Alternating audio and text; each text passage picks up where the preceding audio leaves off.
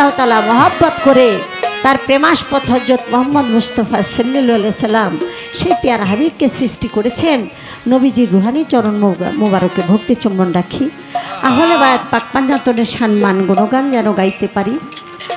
বিশ্বের অলিয়া উলিয়া গাউস কুতুব সকল দরবারে শ্রদ্ধা জানাই দেশের জন্য, ভাষার জন্য, ধর্মের জন্য যারা বুকের তাজা রক্ত ঢেলে আমাদের লিখে গেছেন বাংলা মায়ের কোলে, শহীদানের রক্তের প্রতি শ্রদ্ধা জানাই।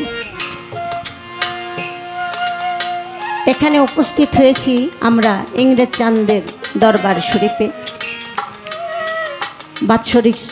বাৎসরিক উরুস উপলক্ষে বর্তমান গদিনিসীন পীরে কামেল মোকসেদ আলী আল চিশতি আল নিজামী অধ্যকার অনুষ্ঠানের সভাপতি। আমি ভক্তি শ্রদ্ধা রাখি দয়াল চাঁদের পীর মোর্শেদ যিনি বাউল সম্রাট তরফ দেওয়ান আল চিশতি নিজামী, তেনার পিতা শাহ সুফি ইংরেজ চাঁদ ফকির আল চিশতি নিজামী, ইংরেজ চাঁদের পিতা শাহ সুফি সলিম চাঁদ ফকির আল চিশতি নিজামী, ইংরেজ চাঁদের বড় ছেলে আনোয়ার হোসেন পীর সাহেব আল চিশতি আল নিজামী, ইংরেজ চাঁদের মেজ ছেলে বিল্লাল উদ্দিন পীর সাহেব আল চিশতি নিজামী, ইংরেজ চাঁদের নয়া ছেলে নাসির উদ্দিন আল চিশতি নিজামী। আরও উপস্থিত আছেন বাড়িগাঁও নিবাসী হজরত আলী পীর সাহেব, চট্টগ্রামের বর্তমান মেম্বার আনিসুর রহমান, কৃতি সন্তান অত্র দরবারের শোভানুদায়ী জনাব নজরুল ইসলাম, আরেকজন বলছিলেন জাহাঙ্গীর ভাই সাহেব না, জাহাঙ্গীর মেম্বার। হ্যাঁ, এখানে লেখা নাই জাহাঙ্গীর মেম্বার আর কবির মেম্বার, এই তো সুন্দর হয়েছে। তাই তাদের প্রতি ভক্তি শ্রদ্ধা রাখি। যারা উপস্থিত হয়েছেন আমাদের জন্য দোয়া করবেন।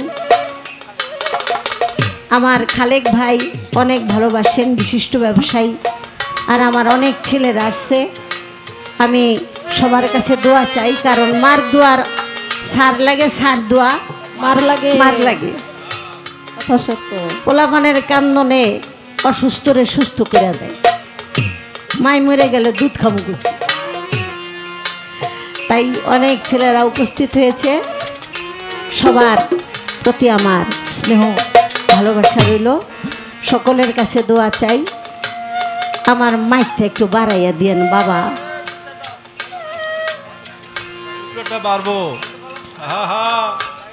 না কমাইয়া দেওয়া যাব না, যেই সে তা বাপরে বাপ। মাইক সুন্দর, কিন্তু আমার সময় একটু বাড়াইয়া দিতে হবে, কারণ আমি এমনি তো হাফ জান। তো সেজন্য অভাবে পড়লেই তো চাই, আমি চাইলাম একটু দয়া করে দিবেন। আমি ছোট্ট করে একটা বন্দনা গান করি, তারপরে দেখি আমার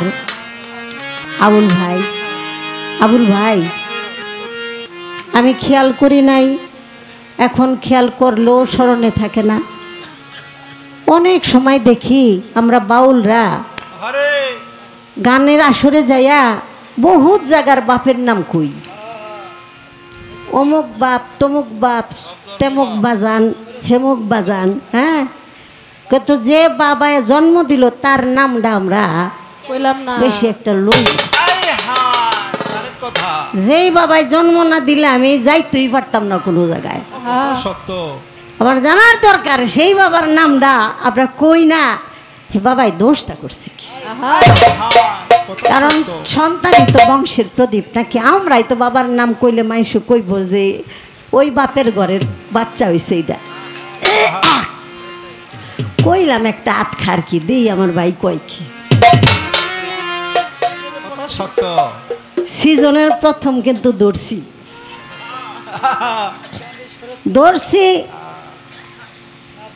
যদি সই না থাকতে পারে নিলে একবারে কাটতে ফুরুব আর কি। এক চোরাই বলে ডাব গাছে উঠছে, ডাব চুরি করবো। মালিককে কয় কেডা বেড়া কেডা ডাব চুরি করতে উঠছস? কয় না আমি ঘাস কাটতে উঠছি। কয় কিরে বেড়া ডাব গাছে কোনোদিন গাছ থাকে কয়ের লেগে তো নাইমা যাইতাছি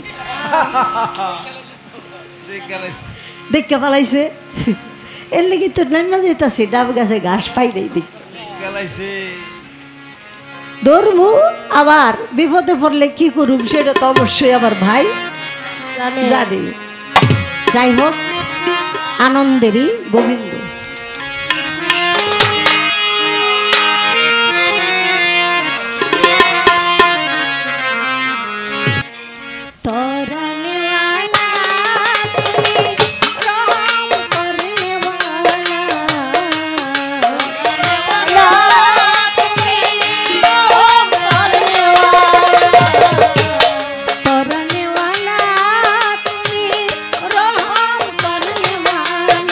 Allah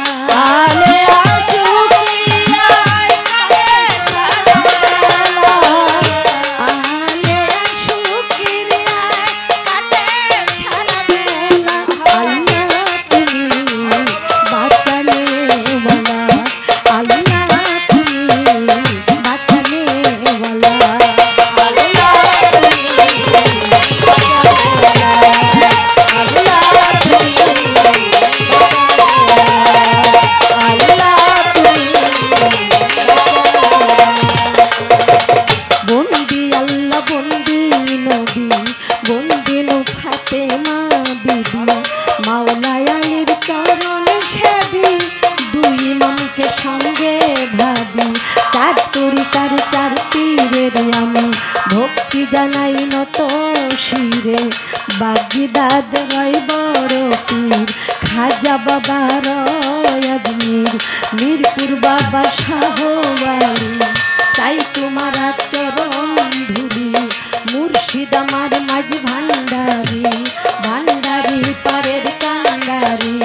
মুর্শিদ আমার শফিউল বসর, তুমি রাখো ভক্তের খবর। মজিবুল বসর মাঝ ভান্ডারি, মজিবুল বসর মাঝ ভান্ডারি, মজিবুল বসর মাঝ ভান্ডারি, মঈনুদ্দিন আল মাঝ ভান্ডারি।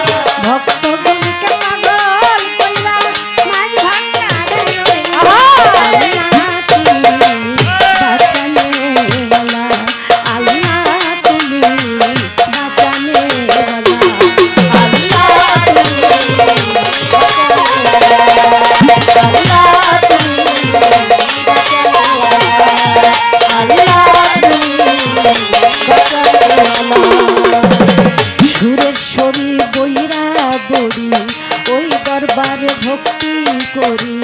গড়পাড়াতে ইমাম বাড়ি, কোথায় দয়াল কদমাল মস্তান, কোথায় রইলা চান মস্তান।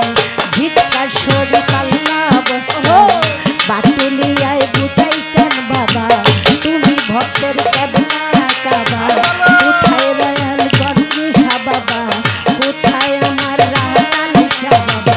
শুনো বাবা ভক্তের কান্না, তাই তো তোমায় করি প্রার্থনা। কোথায় দয়াল কামাল শাহ বাবা, তুমি ভক্তের কেবলা কাবা। এমজি গাউস চরশি মুলিয়া, তুমি আল্লাহর হওয়াউলিয়া। মদ্দিন চিশতি বাগদাদিয়া, সবাই গেলাম ভক্তি দিয়া। ধীরাজ স্বামী জহির সৃষ্টি, আরো আছে বদর সৃষ্টি। কোথায় আছে মনাই চান বাবা, কোথায় রইলা হাফেজ চান বাবা। বিশ্বের আউলিয়া যত ভক্তি জানাই হইয়া নত। কোথায় আমার ও কালাম চান, তুমি ভক্তের হও জানে জান। আমার ইংরাজ চান্দের পাক দরবারে ভক্তি জানাই নত শিরে। আমার মুর্শিদ চান্দের পাক চরণে আমি ভক্তি জানাই মনে প্রাণে।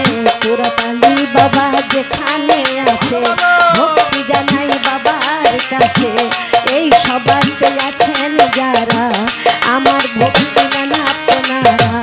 এই সবাইতে আছেন যারা আমার ভক্তি জানা আপনারা। আমার মা ভক্তি বোন আছে বসে, ভক্তি জানাই সবার কাছে। আমার হিন্দু দাদা থাকলে পরে ভক্তি জানাই রাজা সরে। বন্দি মাতা বন্দি পিতা, অন্তরে রেখে মমতা। পিতার নামটি আব্দুল করিম, ওই চরণে আমি প্রথম উস্তাদ রহমান মিয়া, দ্বিতীয়তে রইচান মিয়া। ভক্তি সালাম দিই পৌঁছাইয়ার, জন্মস্থান মাদারীপুরে, থানায় আমার রয় শিবচরে। বর্তমান ঢাকার জেলায় 1 নম্বরে মিরপুর থানায়। রশিদ বাবা আজিমপুরি, ওই দরবারে ভক্তি করি। বাসার চাঁদের নাম ধরিয়া ভক্তি সালাম যাই করিয়া। সবাই মিলে করবেন দুয়া, তবেই হবে গান গাওয়া।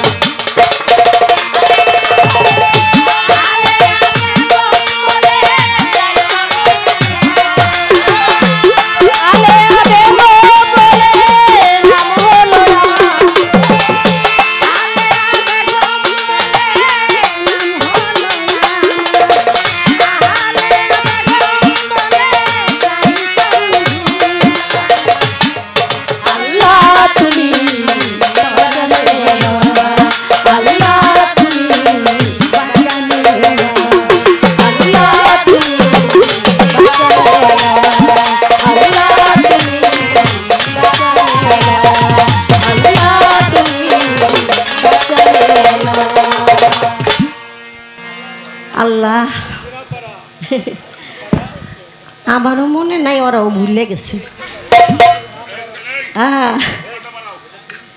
তো যাই হোক, হ্যাঁ আমারটা একটু বাড়াইয়া দিলে হয়ে যাবে।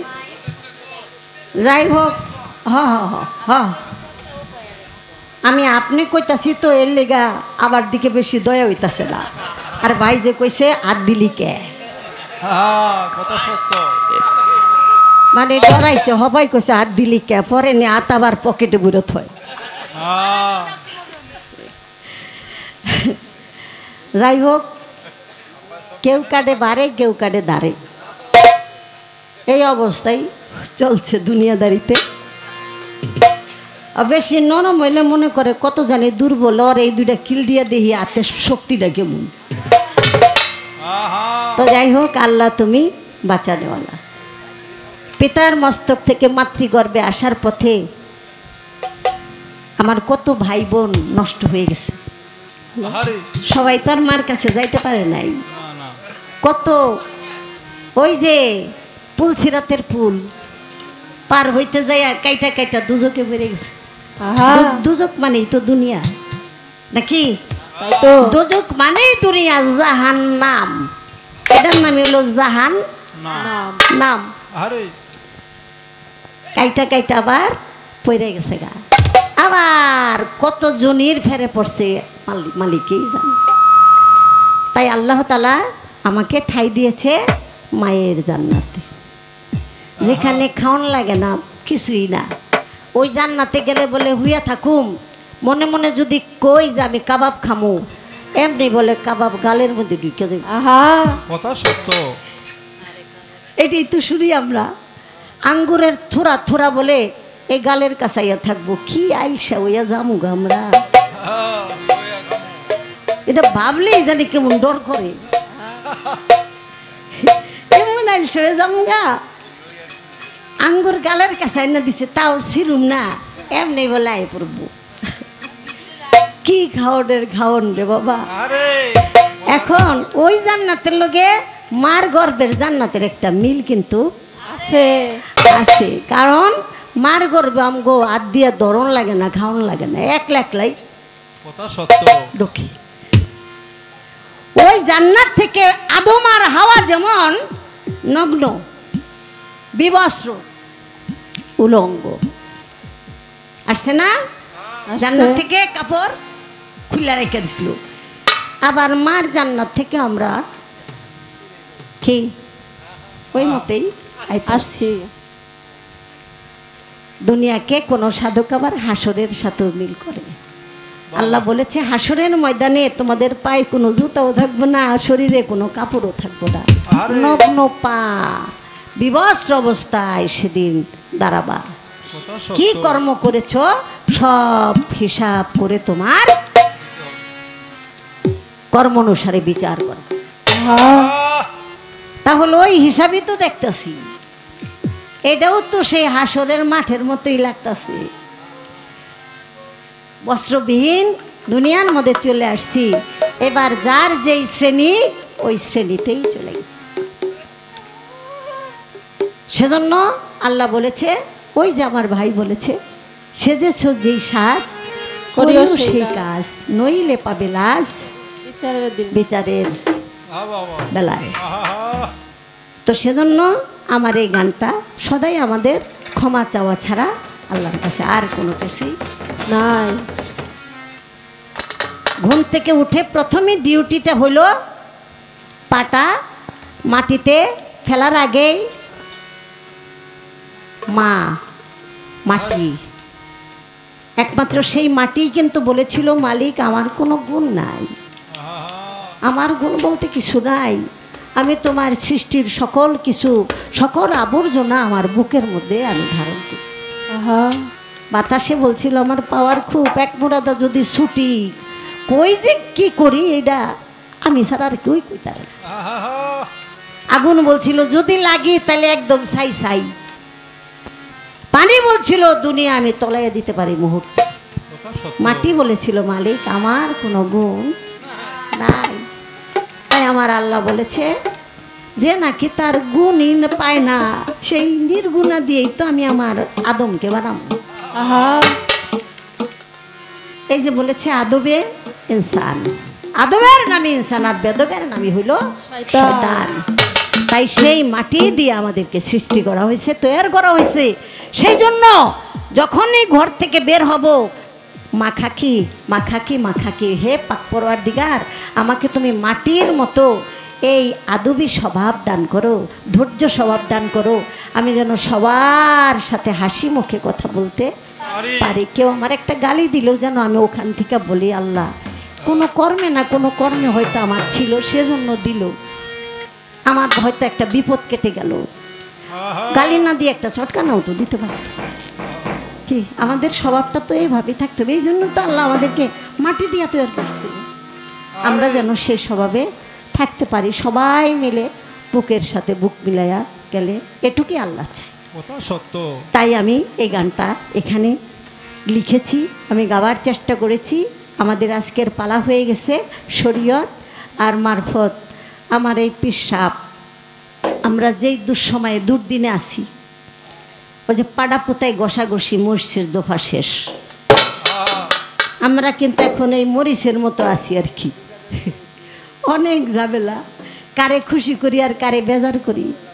এখন আমি আমার আর বিলম্ব না করে মারফতের পাঠ দেওয়া হয়েছে আমার আবুল ভাইকে। তাই মারফত সম্পর্কে আমার একটি কথা থাকবে।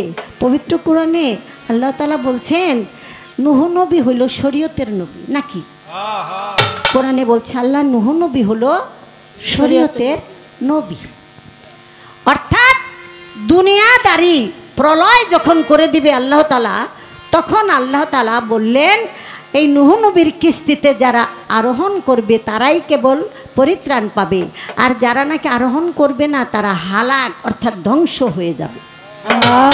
তাই সেই কিস্তির নাম হলো, কিস্তির নাম কি? কিস্তিয়ে ফুলক। ফুলক, ফুলক শব্দের অর্থ আদর্শ এবং নীতি। যার মনুষ্যত্ব মানবতাবোধ আছে, একত্ব এবং আল্লাহর নবী এবং নেতাকে যারা সেই আল্লাহর নেতা হিসাবে কবুল করেছে, তারই একটা আদর্শের প্রতীক। তাই সেখানে সবাই আরোহণ করেছিল, উঠেছিল, 40 দিন পর্যন্ত সেই কিস্তি ভাসতেছিল। অবশেষে আল্লাহ তাআলা এই সেই কিস্তি থেকে প্রথম পাঠাইলো মোরগ মুরগি, যাও তোমরা নেমে যাও, দেখো পায়ে যদি মাটি ভরে তাহলে আমরা নামো, মনে করুন যে আমরা নামার উপযোগী।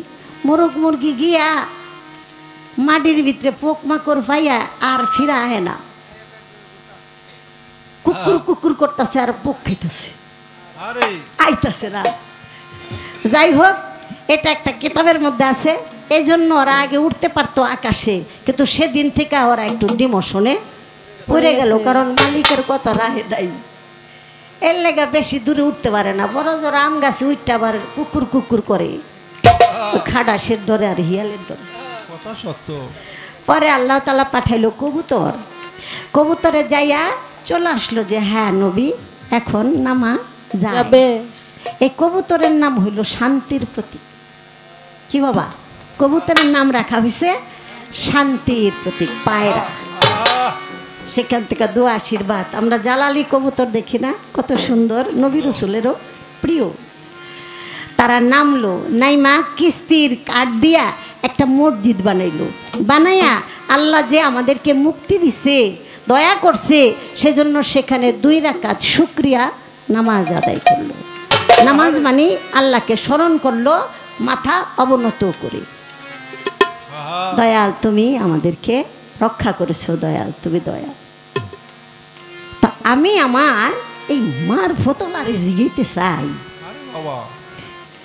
আপনার মারফতের মধ্যে এমন কোনো কায়দা, এমন কোনো প্রমাণ আছে কিনা যে কোনো নৌকার মধ্যে উইটটা মুক্তি পাইছে, পাওয়ার পরে এরকম কিছু ঘটনা হয়েছে, নাইমাই আবার মারফতের কাম শুরু করে দিছে। মারফত আর শরীয়ত শুনতে শুনতে তো আমরাও পাইকে গেলাম, আপনারাও পাইকে গেছেন। সেজন্য আমি একটু দলিলও আছে আবার বিলও আছে। দুনোটার মিল রাখতেছি, কারণ মিল না থাকলে আবার একদল আছে কিল দেওয়ার জন্য। সেজন্য আমি আমার ভাইয়ের কাছে কথাটা রেখে গেলাম। মারফতের কর্ম কারণটা কি এবং কোথা থেকে, কোন স্থান থেকে এটা আবাদ বা উৎপত্তি হল। আমারে ভুল হইলে কিন্তু মাফ করে দিবেন, মুহূর্তে মুহূর্তে কিন্তু ভুলা যাই। সেজন্য আমি আমার ভাইয়ের কাছে কথাটা বুঝাই রাখলাম। এবার ছোট্ট একটা গান করি।